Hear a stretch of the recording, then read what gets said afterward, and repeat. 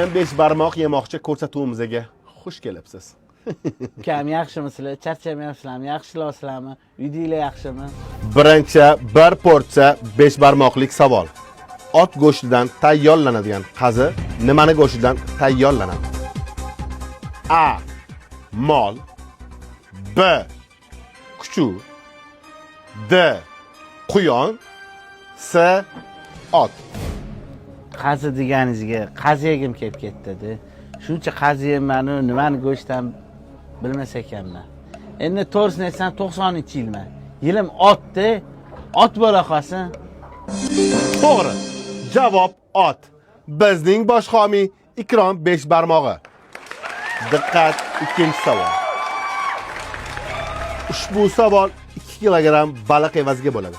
Diqqat, savol. Ikkita kallalik ajdarhoning kallasi nechta?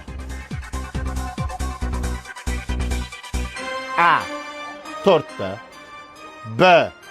5 ta. T. Hamma javoblar to'g'ri. S. 2 ta. Men bilaman, seni tanlayman, seni. To'g'ri.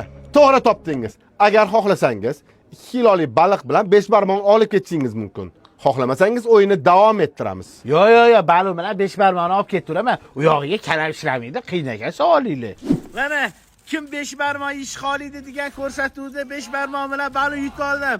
Bu o'yin rost ekan. Kelinglar, Chennayga deylik, Ikrom 5 barmoqga. Résolution pour le nouveau millénaire.